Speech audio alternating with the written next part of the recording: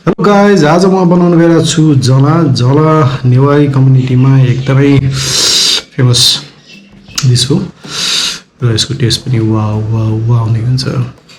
सुरु गरौँ जला बनाउन। जलाको मासु भन्नाले मेरुदण्डको मासु। हेर्नुहोस् है, यो छाला कति पातलो छ।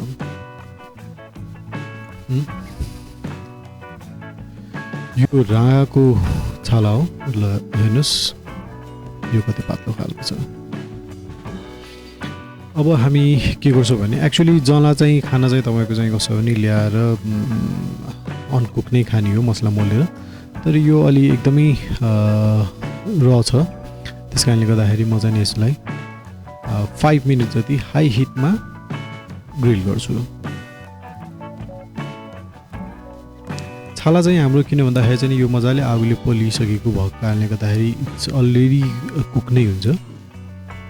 हामी सिर्फ यो जुन मिट साइड छ त्यसलाई चाहिँ 5 मिनट कुक गर्छौँ।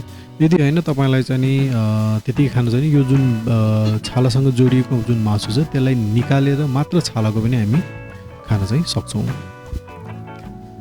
5 मिनट म हाई हिटको तावामा यसलाई म ग्रिल गर्छु। म यसलाई चाहिँ फुल कुक चाहिँ गर्दिनँ, म यसलाई 75% जति कुक गर्छु। बाँकी जुन छ त्यो चाहिँ तपाईँको हाम्रो मसलाले नै कुक हुन्छ। र अर्को एउटा कुरा चाहिँ कस्तो भन्दाखेरि चाहिँ यो 75 कुक हुँदाखेरि पनि हामीले खाँदाखेरि केही र फिल हुँदैन। यो के हुन्छ भन्दाखेरि 75 कुक गर्दाखेरि चाहिँ एकदमै सफ्ट हुन्छ, यो एकदमै नरम हुन्छ। अनि हाम्रो जुन छाला छ त्यो क्रन्ची हुन्छ। यो चाहिँ नि तपाईँको चाहिँ कसो भने नेवारी कम्युनिटीमा यो जला चाहिँ एकदमै one of the popular dish हो। यो हामीले यसलाई 5 मिनट्स हाई हिट यो तावामा ग्रिल गरिसक्यौँ। अब हामी के गर्छौँ भने यसलाई 5 मिनट जति अर्को यो तावाबाट निकालेर हामीलाई यसलाई रेस्ट गराउँछौँ। यो गर्दाखेरि के हुन्छ भन्दाखेरि चाहिँ जुन यो मासुको जुन जुस छ त्यो सबै मासुभित्र नै लक हुन्छ। 5 मिनट तपाईँले यसलाई रेस्ट गराइदिनु भयो भने होइन, अहिले तपाईँले चाहिँ एकैचोटि काट्नुभयो भने कसो के हुन्छ भने यो चाहिँ जुस जति पनि छ त्यो बाहिर निस्किन्छ।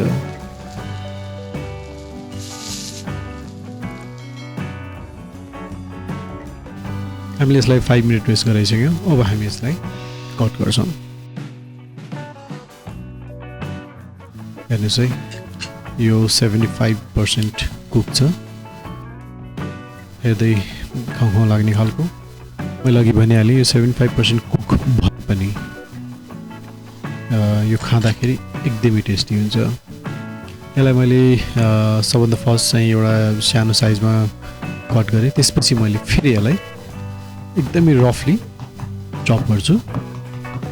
जलाको उनी तपाईँको चाहिँ एकदमै सानो ठुलो जुन हुन्छ नि त्यो साइजमा भयो भने यसको खानाको मजा नै अर्को हुन्छ।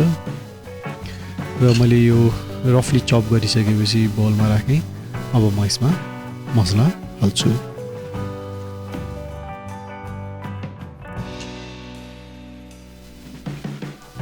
सबभन्दा पहिला मैले यसमा हालेँ नुन, त्यसपछि मैले हालेँ अदुवा र लसुनको पेस्ट। अदुवा र लसुनको पेस्ट हालिसकेपछि म यसमा हाल्छु थोरै रातो खुर्सानी। यो जुन रातो खुर्सानी छ यो चाहिँ मैले भुटेर राखिरहेको खुर्सानी हो। अनि म दिउरीमा तोरीको तेल तताउँछु र त्यसमा हाल्छु मेथी। त्यसपछि मैले यसमा हालेँ रातो सुकेको खुर्सानी र यो चिजमा मैले बेसार हालेर आफ्नो जलामा झालेँ।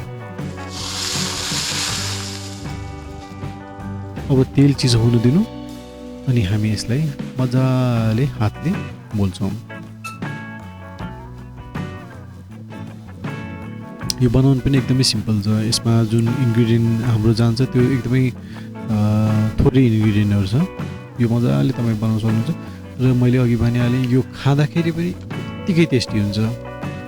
मासुको सफ्टनेस र जुन छालाको छ त्यो क्रन्चीनेस एउटा म ट्राई गरिहाल्छु। यो एकदमै मिठो छ। र मैले लास्टमा थोरै हरियो लसुन पनि यसमा हाले हाम्रो जला रेडी भयो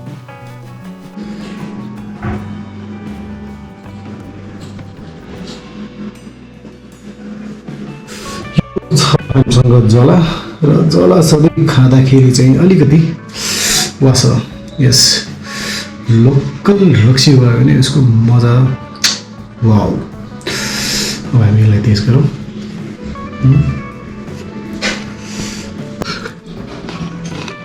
वाउ छाको क्रन्चिनेस जो 75% कुकिङ छ त्यसको सफ्टनेस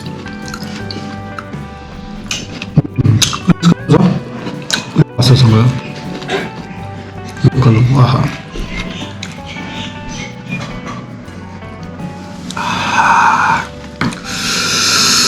वातासँग यसको कम्बिनेसन चाहिँ सुपर हुने हुन्छ एकदम मिठो हुन्छ